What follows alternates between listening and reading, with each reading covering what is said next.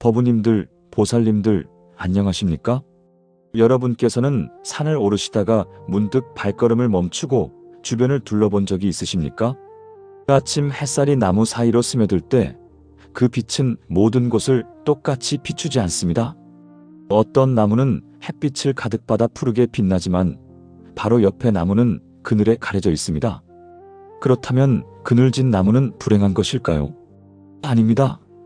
그 나무는 그늘 속에서도 자신만의 방식으로 뿌리를 더 깊이 내리고 때를 기다리며 성장하고 있습니다. 마치 계절이 순환하듯이 우리의 삶에도 밝은 시기와 어두운 시기가 교차합니다. 봄이 오면 만물이 소생하고 여름에는 무성하게 자라나며 가을에는 열매를 맺고 겨울에는 움츠러들어 담을 준비합니다. 이것이 바로 자연의 이치입니다. 그런데 법우님들, 우리는 종종 이러한 자연의 순리를 망각하고 삽니다. 항상 봄과 여름만 있기를 바라고 가을과 겨울이 오면 두려워하고 원망합니다. 삼재란 무엇인가? 법우님들, 먼저 삼재가 무엇인지부터 차근차근 말씀드리겠습니다. 삼재라는 한자를 풀어보면 세 삼자의 재앙재를 씁니다. 말 그대로 세 가지 재앙이란 뜻입니다.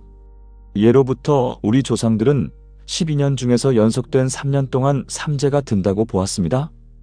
이 3년을 각각 부르는 이름이 있는데요. 첫 해를 들삼재, 둘째 해를 눌삼재, 셋째 해를 날삼재라고 합니다. 들삼재는 재앙이 처음 들어오는 해입니다. 날삼재는 재앙이 빠져나가는 해고요. 그럼 눌삼재는 무엇일까요? 바로 삼재가 가장 강하게 눌러대는 해입니다. 3년 중에서 가장 조심해야 하는 시기가 바로 이 눌삼재입니다. 2026년 병오년에는 토끼띠, 양띠, 돼지띠가 바로 이 눌삼재에 해당합니다. 눌삼재를 묵삼재 혹은 머물삼재라고도 부르는데 이 시기에는 재난의 기세가 다소 약해지는 것처럼 보이지만 세 가지 삼재 중 가운데 겹치는 삼재이므로 특히 조심해야 합니다. 구체적인 출생 연도를 말씀드리겠습니다. 토끼띠는 1951년생, 1963년생, 1975년생, 1987년생, 1999년생, 2011년생이 해당됩니다. 양띠는 1955년생, 1967년생, 1979년생, 1991년생, 2003년생, 2015년생입니다. 돼지띠는 1947년생, 1959년생, 1971년생, 1983년생, 1995년생, 2007년생입니다. 본인이 해당되시거나 가족 중에 이에 해당하는 분이 있으시다면 특별히 관심을 가져주십시오. 특히 자녀분이나 손주분 중에 있다면 더욱 주의 깊게 살펴봐 주셔야 합니다. 그런데 법우님들, 여기서 제가 꼭 말씀드리고 싶은 것이 있습니다. 삼재라고 해서 무조건 나쁜 것만은 아니라는 것입니다. 정말 중요한 이야기입니다. 삼재는 조심해야 할 시기일 뿐이지 절대적으로 불행한 시기가 아닙니다. 실제로 삼재해에 결혼해서 행복하게 사시는 분도 많고 삼재해에 사업이 대박 나신 분도 계십니다. 또 삼재해에 건강이 더 좋아지신 분들도 있습니다. 반대로 삼재가 아닌 해에 어려움을 겪는 분들도 얼마든지 있습니다. 핵심은 이것입니다. 삼재를 어떻게 보내느냐, 그것이 중요한 것입니다. 조심하면서 지혜롭게 대처하면 삼재도 무사히 넘길 수 있을 뿐만 아니라 오히려 인생의 큰 전환점이 될 수도 있습니다. 부처님께서는 금강경에서 이렇게 말씀하셨습니다. 응무소주의 생기심, 응당 머무는 바 없이 그 마음을 낼지니라. 이 말씀의 깊은 뜻은 무엇이겠습니까? 우리가 두려움이나 불안, 걱정의 마음을 고정시키지 말고 그저 흘러가는 구름처럼 바라보라는 가르침입니다. 삼재 역시 마찬가지입니다. 삼재를 두려워하고 집착하는 순간 그 두려움이 실제보다 더 큰 고통을 만들어냅니다. 제가 지난 수십 년간 많은 법우님들을 만나 뵙고 상담을 해드리면서 깨달은 것이 있습니다. 삼재가 들었다고 해서 모든 분들이 똑같이 어려움을 겪는 것은 아니라는 사실입니다. 어떤 분은 삼재 기간 동안 오히려 큰 깨달음을 얻으시고 어떤 분은 인생의 전환점을 맞이하시기도 합니다. 반대로 어떤 분은 작은 일에도 크게 상처받고 힘들어하십니다. 이 차이는 어디서 오는 것일까요? 바로 마음가짐입니다. 법구경에 이런 구절이 있습니다. 만업부박간맘, 모든 것은 마음이 앞서고 마음이 주인이며 마음으로 이루어진다. 만약 더러운 마음으로 말하거나 행동하면 괴로움이 그를 따르니 마치 수레바퀴가 소의 발자국을 따르는 것과 같다. 이 경전 구절은 기원전 5세기경 부처님께서 제자들에게 직접 설하신 가르침으로 우리의 모든 경험이 결국 마음에서 비롯된다는 깊은 진리를 담고 있습니다. 생각해 보십시오, 법우님들. 똑같은 비가 내리는 날에도 어떤 사람은 우울해하고 어떤 사람은 빗소리에서 평화를 느낍니다. 똑같은 교통체증 속에서도 어떤 사람은 분노로 핸들을 치고 어떤 사람은 그 시간을 명상의 시간으로 활용합니다. 외부 상황은 같지만 받아들이는 마음이 다른 것입니다. 삼재도 마찬가지입니다. 삼재라는 시기 자체가 문제가 아니라 그것을 어떻게 받아들이고 대응하느냐가 진짜 중요한 것입니다. 첫 번째 조심할 것, 분노와 화. 법우님들, 이제 본격적으로 삼재 기간 동안 우리가 가장 조심해야 할 첫 번째 마음의 장애물에 대해 말씀드리겠습니다. 바로 분노와 화입니다. 부처님께서는 증이라 함경에서 이렇게 말씀하셨습니다. 한 번의 분노는 100번의 선업을 태워버린다. 마치 큰 불이 마른 풀밭을 태우듯이 분노의 불은 공덕의 숲을 순식간에 재로 만든다. 이 말씀은 우리가 그동안 쌓아온 모든 좋은 업이 단 한 번의 분노로 인해 물거품이 될 수 있음을 경고하고 계십니다. 특히 삼재가 든 토끼띠, 양띠, 돼지띠 법우님들께서는 이 분노라는 감정을 더욱 조심하셔야 합니다. 왜냐하면 삼재 기간에는 우리 주변에 분노를 일으킬 만한 상황들이 평소보다 더 자주 발생하기 때문입니다. 마치 비가 오는 날 길이 미끄러워 넘어지기 쉬운 것처럼 삼재 기간에는 마음이 미끄러워 분노에 빠지기 쉽습니다. 부산에 사시는 김순이라는 분의 이야기를 들려드리겠습니다. 올해 71살이 되신 분인데 1955년생 양띠셨습니다. 이분이 몇 해 전에 삼재를 겪으면서 정말 힘든 시간을 보내셨습니다. 순희 씨는 삼재가 든다는 이야기를 들으시고 처음엔 굉장히 걱정을 많이 하셨습니다. 주변에서 듣기로는 삼재해에는 큰일이 생길 수 있다고들 하지 않습니까? 그래서 무속인을 찾아가서 굿도 하고 부적도 여러 개 받아오셨습니다. 그런데 정작 일상생활에서는 평소와 똑같이 지내셨습니다. 굿도 했으니까 이제 괜찮겠지, 부적도 있으니까 안심이다, 이렇게 생각하신 것입니다. 그의 봄이었습니다. 순희 씨는 남편분과 엄청나게 큰 싸움을 하셨습니다. 사실 별것도 아닌 일이었습니다. 남편분이 식사 후에 설거지를 안 하셨다, 그런 것이었습니다. 평소 같았으면 한마디 하고 넘어갔을 일인데 그날따라 순희 씨는 화가 머리끝까지 치밀었습니다. 참을 수가 없었던 것입니다. 결국 큰 소리가 오가고 순희 씨는 부엌에 있던 접시를 바닥에 내동댕이 치기까지 하셨습니다. 남편분은 깜짝 놀라셨습니다. 50년 가까이 살면서 이런 모습은 처음 본 것입니다. 당신이 왜 이러는 거야? 정신이 나갔어? 그렇게 말씀하시니까 순희 씨는 더 화가 나서 며칠 동안 말도 안 하셨습니다. 그 한 번의 싸움이 두 사람 사이에 깊은 상처를 남겼습니다. 거의 평생을 함께한 부부인데 그 일 이후로 관계가 이상해진 것입니다. 서로 말을 아끼게 되고 어색해지고 예전 같은 편안함이 사라졌습니다. 여름이 되었을 때는 더 큰 일이 벌어졌습니다. 순희 씨가 갑자기 쓰러지신 것입니다. 급하게 병원에 실려갔는데 진단 결과는 뇌경색이었습니다. 다행히 빨리 발견해서 큰 후유증은 남지 않았지만 한동안 재활 치료를 받아야 했습니다. 병원 침대에 누워 계시면서 순희 씨는 많은 생각을 하셨습니다. 삼재라더니 정말 삼재구나. 굿도 하고 부적도 받았는데 왜 이런 일이 생긴 걸까? 그때 같은 병실에 입원해 계시던 분이 말씀해 주셨습니다. 그분은 오랫동안 절에 다니신 불교 신자셨습니다. 그분 말씀이 삼재는 굿을 하거나 부적을 받는다고 해서 피할 수 있는 게 아니라고 하셨습니다. 삼재해에는 자기 자신을 다스리는 게 가장 중요하다고 하셨습니다. 화를 조심하고 몸을 조심하고 말을 조심해야 한다고요. 그 말씀을 듣고 순희 씨는 비로소 깨달으셨습니다. 구순했지만 정작 자기 자신은 돌보지 않았구나. 화를 참지 못했고 건강도 챙기지 않았고 말도 조심하지 않았구나. 그게 문제였던 거야. 그 후로 순희 씨는 완전히 달라지셨습니다. 화가 날 때마다 참는 연습을 하셨습니다. 아침마다 일찍 일어나서 명상도 하시고 마음을 가라앉히는 시간을 가지셨습니다. 건강검진도 빠짐없이 받으셨습니다. 그렇게 하셨더니 3재 남은 기간은 큰 탈 없이 무사히 지나갔습니다. 오히려 남편분과의 관계도 회복되고 건강도 예전보다 더 좋아지셨습니다. 제가 지난 10년간 신도님들을 상담하면서 보아온 바로는 3재 기간에 가장 큰 화를 겪으신 분들의 공통점이 있었습니다. 그것은 바로 작은 분노를 제때 다스리지 못해 큰 화로 키웠다는 점입니다. 한 보살님께서는 이런 이야기를 들려주셨습니다.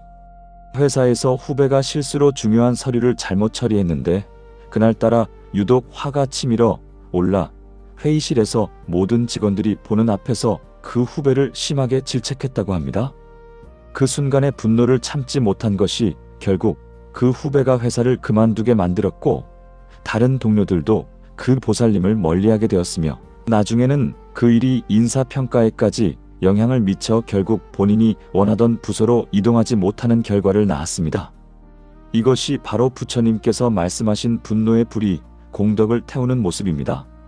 그 보살님은 평소 봉사활동도 열심히 하시고 매달 보시도 꾸준히 하시며 주말마다 법회에 빠짐없이 참석하셨던 분입니다.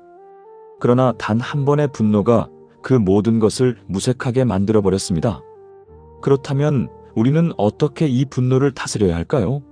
부처님께서는 법구경에서 이런 가르침을 주셨습니다. 분노하는 자에게 분노로 갚지 말라. 분노하는 자에게 분노하지 않는 것, 이것이야말로 승리이다. 이 구절의 원문 팔리어는 악고사 자야띠 세야요. 악고사 자야떼 수캄입니다. 여기서 중요한 것은 단순히 참는 것이 아니라 분노 자체를 일으키지 않는 것이 진정한 승리라는 점입니다. 많은 분들이 화가 날 때 그것을 억누르려고만 합니다. 마치 끓어오르는 물에 뚜껑을 덮는 것처럼 말입니다.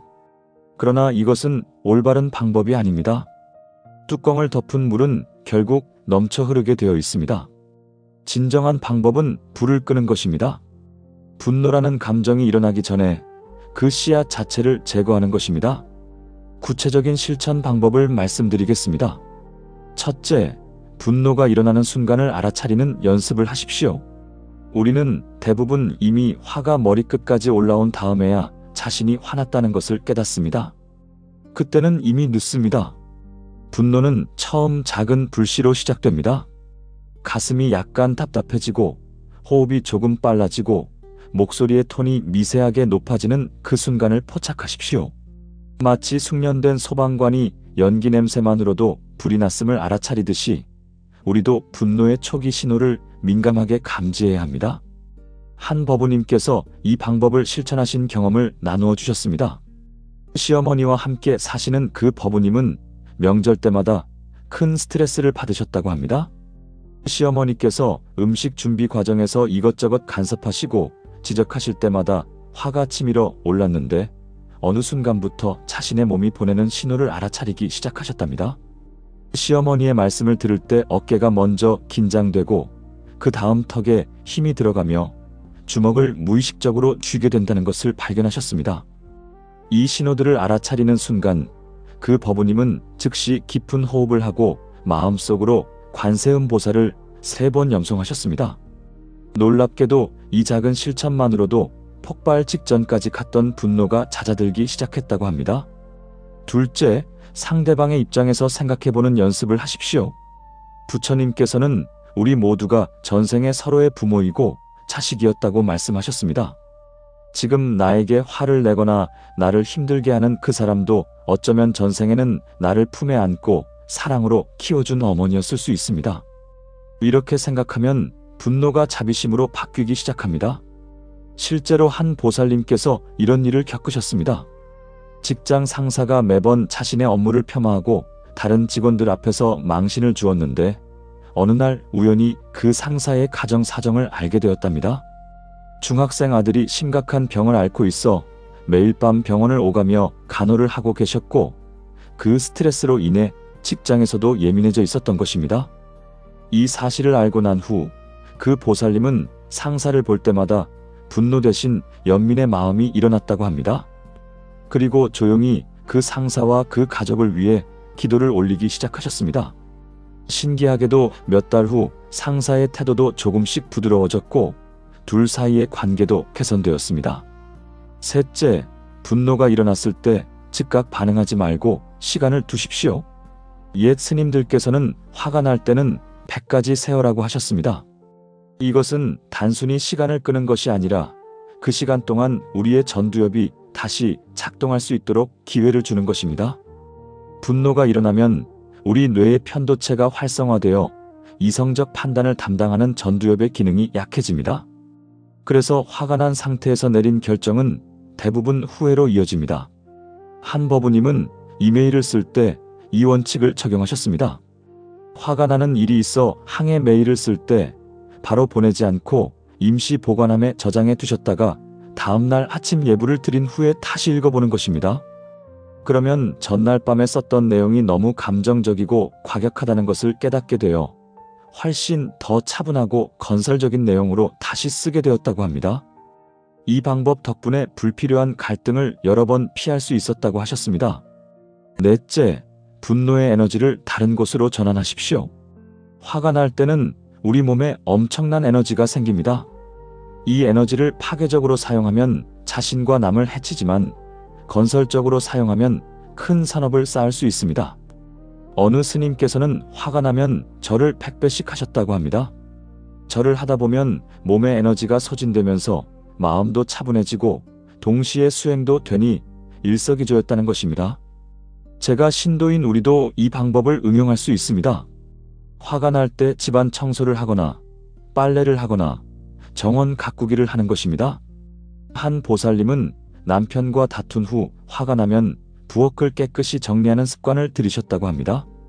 설거지를 하고 싱크대를 닦고 가스레인지를 반짝반짝 닦다 보면 어느새 마음도 깨끗해지고 화도 가라앉았다고 합니다. 게다가 깨끗해진 부엌을 보면 뿌듯한 마음까지 들어 일거양득이었다고 하셨습니다.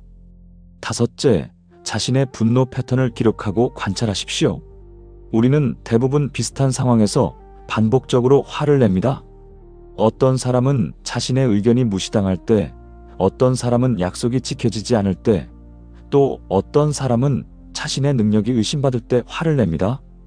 자신이 어떤 상황에서 주로 화를 내는지 알게 되면 그 상황이 오기 전에 미리 준비할 수 있습니다. 한 법우님께서 실천하신 방법을 소개해 드리겠습니다. 그분은 작은 수첩을 하나 준비하셔서 화가 났던 상황을 간단히 기록하셨습니다. 날짜, 시간, 장소, 상대방 상황, 그리고 자신의 반응을 적으셨습니다. 한 달쯤 지나 그 기록을 살펴보니 놀라운 패턴이 발견되었습니다. 주로 오후 4시에서 5시 사이, 그러니까 업무가 마무리되어가는 시간대에 화를 많이 내고 계셨던 것입니다. 이유를 생각해보니 점심을 거르는 경우가 많아 그 시간이 되면 혈당이 떨어지고 피곤이 몰려와 감정 조절이 어려워졌던 것입니다. 이를 알고 난 후 오후 3시쯤 간단한 간식을 먹고 잠깐 휴식을 취하니 오후 시간대의 분노가 현저히 줄어들었다고 합니다. 여섯째, 분노의 뿌리인 집착을 내려놓는 연습을 하십시오. 부처님께서는 사성제에서 모든 고통의 원인이 집착에 있다고 말씀하셨습니다. 분노 역시 마찬가지입니다. 우리가 화를 내는 것은 결국 이래야 한다, 저래서는 안 된다는 집착 때문입니다. 세상이 내 뜻대로 되어야 한다는 집착, 다른 사람이 내 기준에 맞춰야 한다는 집착, 이것이 분노의 씨앗입니다. 한 노보살님께서 들려주신 이야기가 있습니다. 며느리가 집안일을 자신의 방식대로 하지 않는다고 늘 불만이셨답니다. 설거지는 이렇게 해야 하고 빨래는 저렇게 개야 하며 김치는 이런 맛이 나야 한다는 기준이 확고하셨죠. 그런데 어느 날 큰 병을 앓고 나서 깨달음을 얻으셨습니다. 며느리가 어떤 방식으로 하든 그것도 하나의 방법이고 결과적으로 집안이 돌아가면 되는 것이라는 것을요. 그때부터 내 방식이 유일한 정답이다라는 집착을 내려놓으니 며느리를 볼 때마다 일어나던 분노가 사라지고 오히려 고마운 마음이 들기 시작했다고 합니다. 7째, 자비심 수행을 꾸준히 하십시오. 티베트 불교의 위대한 스승이셨던 샨티데바는 입보리 행론에서 이렇게 말씀하셨습니다. 만약 치료법이 있다면 왜 불만스러워하는가? 만약 치료법이 없다면 불만스러워한들 무슨 소용인가? 이 가르침은 우리에게 문제 앞에서 분노가 아닌 지혜로운 대응을 하라고 말합니다. 매일 아침 일어나서 혹은 잠들기 전에 자비심 명상을 실천하십시오. 모든 중생이 행복하기를, 모든 중생이 괴로움에서 벗어나기를, 나를 괴롭히는 이들도 평화롭기를 이렇게 발언하는 것입니다. 처음에는 형식적으로 느껴질 수 있습니다. 하지만 매일 반복하다 보면 우리 마음 깊은 곳에서 진정한 자비심이 싹트기 시작합니다. 한 법우님은 출퇴근길 지하철에서 이 수행을 하신다고 합니다. 눈을 감고 주변 사람들 한 명 한 명을 마음속으로 축복하는 것입니다. 저 학생은 시험을 잘 보기를, 저 직장인은 오늘 좋은 일이 있기를, 저 어르신은 건강하시기를 기도하십니다. 이렇게 몇 달을 하시니 놀라운 일이 일어났습니다. 예전 같으면 화가 났을 상황에서도 자연스럽게 자비심이 일어나는 것입니다. 2번째 조심할 것, 욕심과 집착? 법우님들, 화만 조심하면 될까요? 아닙니다. 2번째로 조심해야 할 것이 바로 욕심과 집착입니다. 대전에 사시는 이명자 씨라는 분 이야기를 들려드리겠습니다. 62살 되신 분인데 1963년생 토끼띠셨습니다. 이분도 삼재해에 정말 힘든 일을 겪으셨습니다. 명자 씨는 삼재가 든다는 말을 듣고 절에 가서 기도를 하셨습니다. 스님께서 당부하셨습니다. 삼재해에는 큰 결정을 피하는 게 좋습니다. 새로운 사업을 시작한다거나 이사를 간다거나 큰 투자를 한다거나 하는 일은 내년으로 미루십시오. 그런데 명자 씨는 그 말씀을 듣고도 마음속으로 다른 생각을 하고 계셨습니다. 마침 친한 지인이 굉장히 좋은 투자 이야기를 가지고 온 것입니다. 수익률이 엄청나다면서 지금 놓치면 평생 후회할 거라고 강하게 권유했습니다. 명자 씨는 고민이 되셨습니다. 스님은 큰 결정을 피하라고 하셨는데 이 기회를 놓치면 정말 아까울 것 같았습니다. 결국 욕심이 이긴 것입니다. 노후를 위해 조금씩 모아둔 돈 5천만 원을 투자하기로 결정하셨습니다. 결과가 어떻게 되었을까요? 그 투자 이야기는 사기였습니다. 믿었던 지인은 돈을 받자마자 연락이 끊겼고 나중에 알고 보니 여러 사람한테 똑같은 수법으로 사기를 친 것이었습니다. 명자 씨는 5천만 원을 단 한 푼도 건지지 못하고 날렸습니다. 명자 씨의 충격은 이루 말할 수 없었습니다. 평생 땀 흘려 모은 돈이었습니다. 한순간에 모든 게 사라져버린 것입니다. 스님 말씀을 들을 걸. 그런 후회가 밀려왔습니다. 밤마다 잠을 이루지 못하고 우셨습니다. 다시 절에 찾아가서 스님께 사정을 말씀드렸습니다. 스님은 안타까워하시면서도 이렇게 말씀하셨습니다. 삼재해에 욕심을 부리면 안 됩니다. 삼재는 무언가를 더하는 시기가 아니라 덜어내는 시기입니다. 무언가를 더 얻으려고 하기보다는 지금 가진 것을 잘 지키는 데 집중해야 합니다. 욕심을 내면 삼재가 그것을 빼앗아 갑니다. 명자 씨는 그 말씀이 가슴에 깊이 새겨졌습니다. 삼재해에 욕심을 냈구나. 더 가지려고 했다가 있던 것마저 잃어버렸구나. 뼈저리게 후회하셨습니다. 부처님께서는 중화함경에서 이렇게 말씀하셨습니다. 모든 괴로움은 집착에서 생긴다. 집착이 있는 곳에 속박이 있고 집착이 없는 곳에 자유가 있다. 이 가르침은 2500년이 지난 지금도 우리 삶에 그대로 적용됩니다. 집착이란 무엇일까요? 집착은 어떤 대상이나 상황을 꼭 붙들고 놓지 않으려는 마음입니다.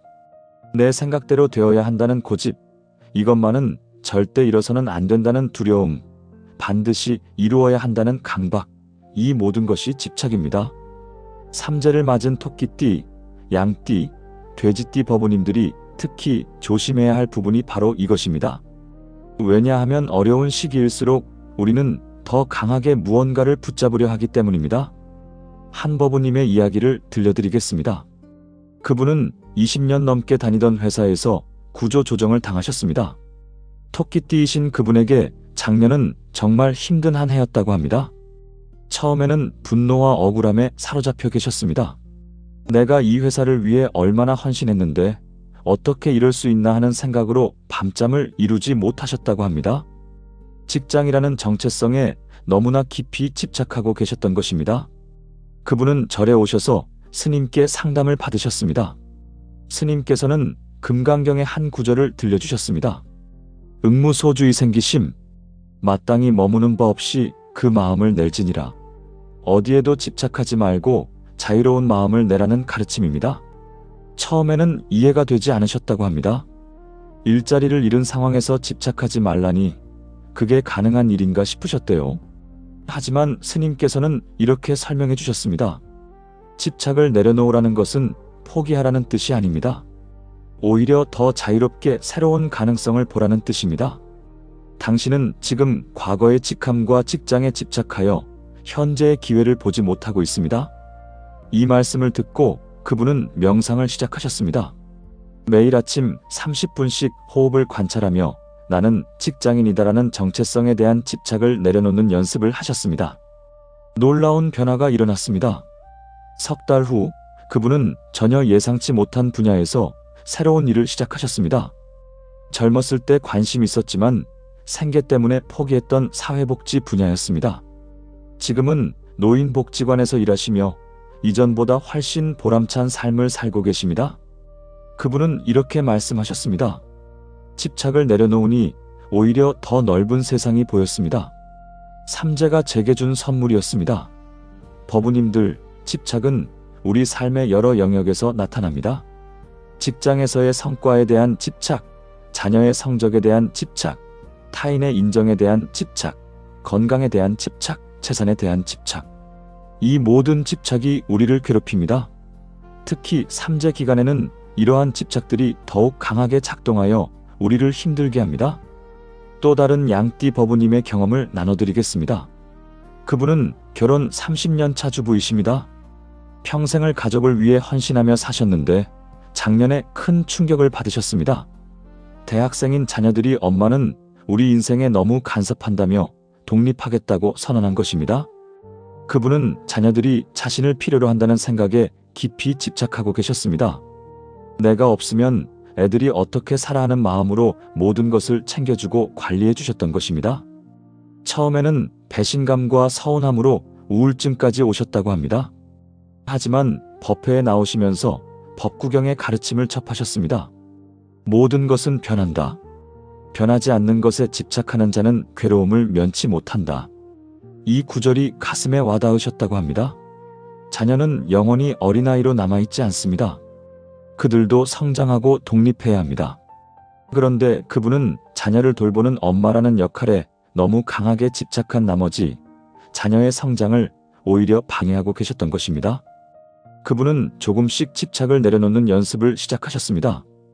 자녀들에게 연락하고 싶은 마음이 들 때마다 그 마음을 알아차리고 잠시 멈추는 것입니다. 아, 지금 내가 집착하고 있구나. 내 불안을 해소하기 위해 아이들을 이용하려 하는구나 하고 자각하는 것입니다. 그리고 그 에너지를 다른 곳으로 돌리셨습니다. 오랫동안 미뤄왔던 취미 생활을 시작하시고 봉사활동에도 참여하셨습니다. 6개월이 지난 지금 그분과 자녀들의 관계는 오히려 더 좋아졌습니다. 자녀들이 먼저 연락을 하고 주말에 집에 놀러오는 횟수도 늘었습니다. 그분은 이렇게 말씀하셨습니다. 집착을 내려놓으니 진정한 사랑이 무엇인지 알게 되었습니다. 사랑은 붙잡는 것이 아니라 자유롭게 놓아주는 것이었습니다. 그렇다면 우리는 어떻게 집착을 내려놓을 수 있을까요? 구체적인 실천 방법을 알려드리겠습니다. 첫째, 집착이 일어나는 순간을 알아차리십시오. 아, 지금 내가 이것에 집착하고 있구나 하고 자각하는 것만으로도 큰 변화가 시작됩니다. 자각 없이는 변화도 없습니다. 마치 어두운 방에 불을 켜는 것과 같습니다. 불을 켜는 순간 어둠은 저절로 사라집니다. 둘째, 그 집착 뒤에 숨어있는 느낌을 관찰하십시오. 지금 내가 이것에 집착하는 이유가 무엇인가? 어떤 느낌을 얻고 싶어서인가? 어떤 느낌을 피하고 싶어서인가? 이렇게 질문하며 깊이 들여다보십시오. 한 돼지띠 법우님은 승진에 대한 집착을 관찰하다가 그 뒤에 어린 시절 아버지에게 인정받지 못한 상처가 있다는 것을 발견하셨습니다. 승진은 그 상처를 치유하려는 무의식적 시도였던 것입니다. 셋째, 그 느낌이 무상하다는 것을 깊이 관찰하십시오. 좋은 느낌도 영원하지 않고 나쁜 느낌도 영원하지 않습니다. 모든 느낌은 일어났다가 사라집니다. 마치 하늘의 구름과 같습니다. 구름은 계속 변하며 흘러갑니다. 아무리 아름다운 구름도 영원히 같은 모습으로 머물지 않습니다. 넷째, 집착을 내려놓는다는 것이 포기나 무관심을 의미하지 않는다는 것을 이해하십시오. 오히려 더 지혜롭게, 더 자유롭게 행동할 수 있게 됩니다. 한 법우님은 사업 성공에 대한 집착을 내려놓았더니 역설적으로 사업이 더 잘 되기 시작했다고 합니다. 집착으로 인한 조급함과 불안이 사라지니 더 현명한 판단을 할 수 있게 된 것입니다. 다섯째, 매일 작은 것부터 내려놓는 연습을 하십시오. 예를 들어 식사할 때 특정 반찬에 대한 집착을 내려놓아 보십시오. 이것을 꼭 먹어야 해 하는 마음 없이 주어진 음식을 감사히 받아들이는 것입니다. 작은 일상에서의 연습이 쌓이면 큰 문제에서도 집착을 내려놓을 수 있는 힘이 생깁니다. 여섯째, 욕심과 집착을 구별하십시오. 욕심은 더 많이, 더 빨리를 원하는 마음입니다. 충분한데도 만족하지 못하고 계속 더 원하는 것입니다. 한 양띠 사업가 법우님은 이미 성공한 사업이 있는데도 계속 사업을 확장하려 하다가 큰 손실을 보셨습니다. 욕심이 판단을 흐리게 한 것입니다. 자바함경에는 이런 비유가 나옵니다. 원숭이가 손에 먹이를 가득 쥐고도 놓지 않다가 결국 덫에 걸린다. 우리도 마찬가지입니다. 이미 충분히 가졌는데도 더 많이 가지려는 욕심 때문에 오히려 가진 것마저 잃게 됩니다. 삼재 기간에는 특히 이런 욕심을 조심해야 합니다. 금강경에 이런 구절이 있습니다. 음무소주의 생기심이는 마땅히 머무는 바 없이 그 마음을 낼지니라는 뜻입니다. 무엇인가에 마음이 머물면 그것이 바로 집착이 되고 그 집착이 우리를 괴롭힙니다. 삼재해에는 더욱더 집착을 내려놓아야 합니다. 세 번째 조심할 것, 건강. 자, 이제 세 번째로 조심해야 할 것을 말씀드리겠습니다. 바로 건강입니다. 광주에 사시는 박정순 씨라는 분 이야기입니다. 71살 되신 분인데 1959년생 돼지띠셨습니다. 이분의 경험은 건강과 관련된 내용입니다. 정순 씨는 평소에 건강에 굉장히 자신이 있으셨습니다. 젊었을 때부터 병치레를 거의 안 하셨습니다. 그래서 삼재가 든다는 말을 들어도 별로 걱정을 안 하셨습니다. 나는 튼튼하니까 괜찮을 거야. 그렇게 생각하셨습니다. 그해 가을쯤이었습니다. 정순 씨는 갑자기 배가 아프기 시작했습니다. 처음에는 소화가 안 된 줄 알았습니다. 그래서 약국에서 소화제 사드시고 그냥 넘기셨습니다. 그런데 통증이 계속되었습니다. 한 달이 지나고 두 달이 지나도 배가 아팠습니다. 가족들이 병원에 가보라고 했지만 정순 씨는 괜찮다고 하셨습니다. 금방 나아질 거라고 병원까지 갈 필요 없다고 하셨습니다. 그렇게 참고 또 참았습니다. 그러다가 어느 날 밤 통증이 너무 심해서 결국 응급실에 실려가셨습니다. 검사를 받아보니 결과가 충격적이었습니다. 대장암이었습니다. 그것도 이미 3기까지 진행된 상태였습니다. 담당 의사 선생님이 말씀하셨습니다. 왜 이렇게 늦게 오셨습니까? 조금만 일찍 오셨으면 훨씬 치료가 쉬웠을 텐데 이제는 치료가 좀 힘들어졌습니다. 정순 씨는 그 말을 듣고 정말 가슴이 무너지는 것 같았습니다. 배가 아플 때 바로 병원에 갔더라면 일찍 발견할 수도 있었을 것입니다. 그런데 괜찮다고 금방 낫겠지 하면서 참고 버티다가 병을 키운 것이었습니다. 다행히 수술과 항암 치료를 열심히 받으셔서 정순 씨는 회복하셨습니다. 하지만 그 과정이 정말 고통스러웠습니다. 항암 치료의 부작용, 죽음에 대한 두려움, 가족들에게 짐이 된다는 미안함, 평생 잊을 수 없는 힘든 시간이었습니다. 정순 씨는 지금도 그때를 생각하면 후회하십니다. 삼재해에는 건강을 조심하라더니 내가 너무 방심했구나. 몸이 보내는 신호를 무시한 게 화근이었구나. 보살님들, 삼재해에는 몸이 예민해지고 면역력이 떨어질 수 있습니다. 평소에 건강하신 분도 삼재해에는 조심해야 합니다. 특히 작은 증상이라도 절대 무시하지 마십시오. 몸이 보내는 신호에 귀를 기울이시고 뭔가 이상하다 싶으면 바로 병원에 가십시오. 정기 건강 검진도 꼭 받으시고요. 삼재해에는 평소보다 더 꼼꼼하게 건강을 챙기셔야 합니다. 무리한 운동, 과로, 불규칙한 생활도 피하십시오. 충분히 쉬고 잘 드시고 마음을 편하게 가지십시오. 부처님께서도 몸을 소중히 여기라고 하셨습니다. 이 몸은 수행을 위한 그릇이라고요. 그릇이 깨지면 수행도 할 수 없습니다. 건강이 있어야 가족도 돌볼 수 있고 기도도 할 수 있고 좋은 일도 할 수 있습니다. 삼재 기간 중 건강관리는 단순히 병원을 자주 가는 것만을 의미하지 않습니다. 일상생활에서 실천할 수 있는 구체적인 방법들이 있습니다. 첫째, 규칙적인 수면을 취하십시오. 밤 11시 전에 주무시고 아침 6시쯤 일어나는 것이 가장 이상적입니다. 우리 몸의 장부들은 각각 활동하는 시간이 정해져 있습니다. 간은 밤 11시부터 새벽 1시까지 해독 작업을 합니다. 이 시간에 깊은 잠을 자지 못하면 간 기능이 약해집니다. 둘째, 제철 음식을 골고루 드십시오. 봄에는 나물과 새싹, 여름에는 수박과 오이, 가을에는 버섯과 밤, 겨울에는 무와 배추. 자연이 그 계절에 내어주는 음식에는 그 시기에 우리 몸이 필요로 하는 영양소가 담겨 있습니다. 특히 삼재 기간에는 인스턴트 식품과 과도한 육류 섭취를 줄이고 채소와 과일을 많이 드시는 것이 좋습니다. 셋째, 적당한 운동을 하십시오. 격렬한 운동은 오히려 해가 될 수 있습니다. 매일 30분씩 걷기 운동을 하시거나 아침 저녁으로 간단한 스트레칭을 하십시오. 특히 아침에 일어나자마자 창문을 열고 심호흡을 10번 하는 것만으로도 큰 도움이 됩니다. 신선한 공기를 들이마시면서 오늘도 건강한 하루를 보내겠습니다라고 다짐하십시오. 넷째, 스트레스 관리를 철저히 하십시오. 현대의학에서도 많은 질병이 스트레스에서 비롯된다고 합니다. 위염, 고혈압, 당뇨병, 심지어 암까지도 스트레스와 관련이 있습니다. 삼재 기간에는 특히 스트레스를 받기 쉬우므로 자신만의 스트레스 해소법을 찾으십시오.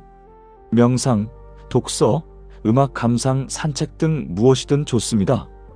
다섯째, 정기 검진을 빠뜨리지 마십시오. 1년에 한 번은 종합 건강 검진을 받으시고 특히 가족력이 있는 질병에 대해서는 더 자주 검사를 받으십시오. 조기 발견만큼 좋은 치료법은 없습니다. 정순 씨처럼 증상을 방치하다가 병을 키우지 마십시오. 여섯째, 술과 담배를 멀리 하십시오. 특히 삼재 기간에는 더욱 조심해야 합니다. 스트레스 때문에 술을 마시거나 담배를 피우는 경우가 있는데 이는 일시적으로 기분이 나아지는 것처럼 느껴질 뿐 장기적으로는 건강을 크게 해칩니다. 대신 따뜻한 차 한 잔을 마시거나 명상을 하시는 것이 훨씬 좋습니다. 법우님들, 삼재를 맞이하는 토끼띠, 양띠, 돼지띠 보살님들께 가장 필요한 것이 무엇일까요? 바로 자비와 용서의 마음입니다. 대승불교의 핵심 경전인 화엄경에서 부처님께서는 이렇게 말씀하셨습니다. 일체유심조 모든 것은 오직 마음이 지어낸 것이다. 그리고 보현행원품에서는 자비심이야말로 모든 공덕의 근본이요 용서는 모든 원한을 끊는 칼이다라고 가르치십니다. 이 말씀의 깊은 뜻은 무엇일까요? 삼재라는 어려움 속에서 우리가 어떤 마음을 내느냐에 따라 그것이 재앙이 될 수도 축복이 될 수도 있다는 것입니다. 법구경에는 이런 구절이 있습니다. 원한은 원한으로 풀리지 않고 오직 사랑으로만 풀린다. 이것은 영원한 진리이다. 원문으로는 나히 베레나 베라니 삼만티다 쿠다짜나 마베레나 짜 삼만티 예사 담모 사난타노입니다. 이 구절이 설해진 배경을 말씀드리겠습니다. 부처님 당시 코살라국의 두 가문이 대대로 원수지간이었습니다. 복수가 복수를 낳고 피가 피를 부르는 악순환이 계속되었습니다. 부처님께서는 이 진리를 설하시며 두 가문의 화해를 이끌어내셨습니다. 한 토끼띠 선생님의 이야기를 들려드리겠습니다. 이분은 중학교에서 국어를 가르치시는 교사셨습니다. 지난해 새로 부임한 교감 선생님과 교육 방침을 놓고 계속 충돌했습니다. 선생님은 학생 중심의 자유로운 수업을 추구하셨는데 교감 선생님은 전통적이고 엄격한 방식을 고집하셨습니다. 매주 교무회의 때마다 언쟁이 벌어졌고 다른 선생님들도 눈치를 보기 시작했습니다. 올해 3제가 시작되면서 상황은 더 악화되었습니다. 교감 선생님이 선생님의 수업을 불시에 참관하고 사소한 것까지 지적하기 시작한 겁니다. 선생님은 밤마다 잠을 이루지 못했습니다. 왜 나만 이렇게 괴롭히는 거지? 교감이 바뀌기 전까지 어떻게 버티지? 이런 생각에 학교 가는 것이 두려워졌습니다. 심지어 명예퇴직까지 고려하셨습니다. 그러던 어느 날 선생님은 오래된 불교 서적에서 자비 명상에 대한 글을 읽게 되셨습니다. 처음에는 반신반의했습니다. 내가 미워하는 사람에게 자비를 베풀라고? 말도 안 돼. 하지만 더 이상 방법이 없었습니다. 그날 밤부터 선생님은 자비 명상을 시작하셨습니다. 자비 명상은 이렇게 하는 것입니다. 먼저 편안히 앉아 호흡을 고릅니다. 그리고 마음속으로 이렇게 되뇌입니다. 저 사람도 행복하기를 바랍니다. 저 사람도 고통에서 벗어나기를 바랍니다. 저 사람도 평안하기를 바랍니다. 처음에는 입으로만 하는 말처럼 느껴집니다. 마음이 전혀 따라가지 않습니다. 하지만 계속하는 것이 중요합니다. 선생님께서 말씀하셨습니다. 처음 일주일은 정말 힘들었어요. 교감 선생님을 떠올리면 화가 치밀어 올라서 자비를 빈다는 것 자체가 거짓말 같았습니다. 하지만 매일 밤 30분씩 계속했습니다. 이상하게도 2주째부터 조금씩 변화가 느껴지기 시작했어요. 선생님은 어느 날 문득 깨달았습니다. 교감 선생님도 자신만의 고통이 있을 거라는 것을요. 정년을 몇 년 앞둔 나이에 새 학교로 발령받아 적응해야 하는 스트레스, 젊은 교사들의 새로운 교육 방식을 이해하지 못하는 답답함, 어쩌면 가정에도 어려움이 있을지 모른다는 생각, 이런 생각들이 자연스럽게 떠올랐습니다. 마치 안개가 걷히듯 마음이 열리기 시작했습니다. 교감 선생님을 보는 눈이 달라졌습니다. 적이 아니라 같은 고통을 겪는 중생으로 보이기 시작한 겁니다. 한 달쯤 지났을 때였습니다. 선생님은 용기를 내어 교감 선생님 방을 찾아갔습니다. 교감 선생님, 그동안 제가 너무 제 방식만 고집한 것 같습니다. 선생님의 교육 철학에 대해 더 듣고 싶습니다. 교감 선생님은 처음에 놀란 표정이었지만 곧 자신의 이야기를 시작하셨습니다. 그날 두 분은 2시간 넘게 대화를 나누셨습니다. 교감 선생님도 사실 고민이 많으셨다고 합니다. 시대가 변하는데 자신은 뒤처진 것 같고 젊은 교사들과 소통하기 어렵다는 것, 그래서 더 엄격하게 원칙을 고집했던 것이라고요. 두 분은 서로의 어려움을 이해하게 되었고 절충안을 찾기 시작했습니다. 법우님들, 이것이 바로 자비의 힘입니다. 자비는 단순히 착한 마음이 아닙니다. 상대방의 고통을 진정으로 이해하고 그 고통에서 벗어나기를 바라는 적극적인 마음입니다. 무량수경에서는 자비희사의 사무량심으로 일체 중생을 대하라고 가르칩니다. 자비희사, 즉 자애로움과 연민, 기쁨과 평정의 마음을 무한히 확장하는 것입니다. 법우님들, 이제 3제를 극복하는 구체적인 방법을 말씀드리겠습니다. 첫째, 기도하십시오. 3제에는 특히 기도의 힘이 큽니다. 부처님께 지성으로 기도하면 3제의 나쁜 기운을 막을 수 있습니다. 매일 아침 관세음보살을 108번 부르시거나 절에 가서 3제풀이 기도를 하십시오. 기도는 단순히 복을 비는 것이 아닙니다. 기도를 통해 우리의 마음이 정화되고 부정적인 생각이 긍정적으로 바뀌며 두려움이 용기로 변합니다. 한 돼지띠 법우님은 3제 첫 해부터 매일 새벽 예불을 시작하셨습니다. 처음에는 힘들었지만 한 달쯤 지나니 습관이 되었고 석 달이 지나자 새벽 예불 없이는 하루를 시작할 수 없게 되셨답니다. 놀라운 것은 새벽 예불을 시작한 이후로 하루가 전혀 다르게 느껴진다는 것입니다. 마음이 고요해지고 판단력이 명확해지며 어려운 일이 생겨도 침착하게 대처할 수 있게 되었다고 합니다. 둘째, 선한 일을 많이 하십시오. 삼재해 선행을 많이 하면 복이 쌓여서 재앙을 막아줍니다. 어려운 이웃을 돕거나 절에 보시하거나 봉사 활동을 하거나 생명을 살리는 일을 하십시오. 이런 선한 행동들이 삼재의 나쁜 기운을 막아줍니다. 부처님께서는 업보경에서 이렇게 말씀하셨습니다. 선업을 지으면 선과를 받고 악업을 지으면 악과를 받는다. 씨앗을 심은 대로 열매를 거둔다. 삼재 기간에 선업을 많이 쌓으면 그 선업의 힘이 삼재의 나쁜 기운을 약화시킵니다. 구체적으로 어떤 선한 일을 할 수 있을까요?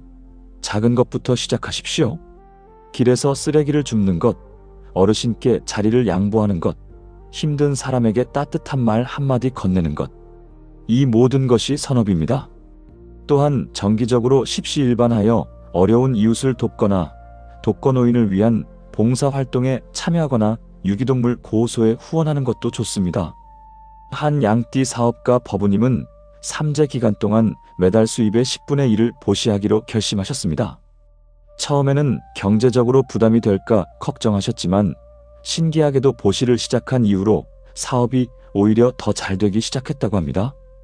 주는 만큼 받는다는 진리를 몸소 체험하신 것입니다. 셋째, 마음을 닦으십시오. 삼재의 진짜 의미는 자기 자신을 돌아보는 시간입니다. 삼재해에 자기를 깊이 돌아보고 잘못된 것을 고치고 마음을 닦으면 오히려 성장의 기회가 됩니다. 부처님께서는 대념처경에서 사념처 수행을 가르치셨습니다. 몸을 관찰하고 느낌을 관찰하고 마음을 관찰하고 법을 관찰하는 것입니다.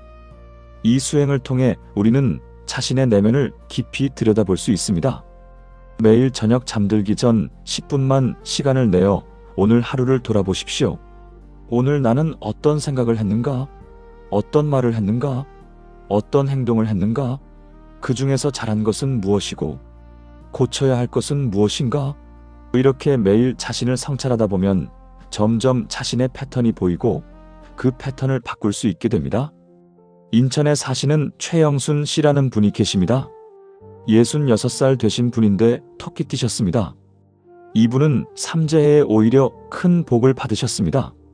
영순 씨는 삼재가 들었다는 말을 듣고 스님을 찾아갔습니다. 스님께서 이렇게 말씀하셨습니다. 삼재는 무조건 나쁜 게 아닙니다. 삼재는 멈추고 돌아보라는 하늘의 메시지입니다. 평소에 앞만 보고 달려가다가 삼재해에 잠시 멈춰서 자기를 돌아보라는 것입니다. 그래서 삼재해를 잘 보내면 오히려 그 다음부터 큰 복이 옵니다. 영순 씨는 스님 말씀대로 하셨습니다. 3년 동안 매일 새벽에 일어나서 108배를 하셨습니다. 절에 가서 봉사도 열심히 하셨고 어려운 이웃에게 쌀도 보내셨습니다. 그리고 가족들에게 그동안 잘못했던 것들을 하나하나 사과하셨습니다. 며느리에게는 그동안 잔소리 많이 해서 미안하다고 하셨습니다. 아들에게는 내 선택을 존중하지 못해서 미안하다고 하셨고요. 남편에게는 평생 고생만 시켜서 고맙다고 말씀하셨습니다. 그렇게 삼재의 3년을 보내셨는데 신기한 일이 벌어졌습니다. 삼재가 끝나고 나서부터 좋은 일이 연달아 생긴 것입니다. 취직을 못하던 아들이 좋은 회사에 들어갔고 사이가 안 좋던 며느리와 관계가 좋아졌고 영순 씨 자신의 건강도 눈에 띄게 좋아지셨습니다. 영순 씨는 이렇게 말씀하셨습니다. 삼재가 오히려 복이었습니다. 삼재 덕분에 자기를 돌아보고 바꿀 수 있었습니다. 스님 말씀이 정말 맞았습니다. 법우님들, 오늘 제가 말씀드린 핵심을 정리하겠습니다. 2026년 삼재띠인 토끼띠, 양띠, 돼지띠가 조심해야 할 것은 화, 욕심, 건강입니다. 하지만 삼재는 무조건 나쁜 게 아닙니다. 기도하고 선한 일하고 마음을 닦으면 오히려 큰 복이 될 수 있습니다. 여러분께서는 강물을 유심히 관찰해 보신 적이 있으십니까? 강물은 항상 같은 속도로 흐르지 않습니다. 때로는 빠르게 흐르다가 때로는 느리게 흐릅니다. 바위를 만나면 돌아서 가고 낭떠러지를 만나면 폭포가 되어 떨어집니다. 그러나 강물은 결코 멈추지 않습니다. 어떤 장애물을 만나든 자신의 길을 찾아 결국 바다로 향합니다. 이것이 바로 우리가 삶의 어려움을 대하는 자세가 되어야 하지 않을까요? 삼재도 마찬가지입니다. 삼재라는 바위를 만났다고 멈출 필요는 없습니다. 지혜롭게 돌아서 가면 됩니다. 때로는 폭포처럼 떨어지는 것 같은 순간도 있을 것입니다. 하지만 그것도 바다로 가는 과정입니다. 법우님들, 삼재를 두려워하지 마십시오. 오히려 삼재를 통해 더 깊은 지혜를 얻고 더 강한 사람이 되십시오. 화를 다스리는 법을 배우고 욕심을 내려놓는 법을 배우고 건강을 소중히 여기는 법을 배우십시오. 그리고 무엇보다 중요한 것은 기도입니다. 부처님께 귀의하고 관세음보살님께 기도하십시오. 선한 일을 많이 하고 마음을 닦으십시오. 그러면 삼재의 3년이 지나고 나서 여러분은 이전보다 훨씬 더 성숙하고 지혜로운 사람이 되어 있을 것입니다. 이 영상을 보시는 모든 법우님들께 부처님의 자비와 가피가 함께 하시길 기원합니다. 여러분의 가정에 평안이 깃들고 하시는 모든 일이 원만하게 이루어지길 바라옵니다. 2026년 병오년, 여러분과 여러분 가족 모두 건강하시고 하시는 일마다 잘 풀리시기를 진심으로 기원합니다. 삼재도 지혜롭게 대처하시어 오히려 복이 되는 한 해가 되시기를 바랍니다. 관세음보살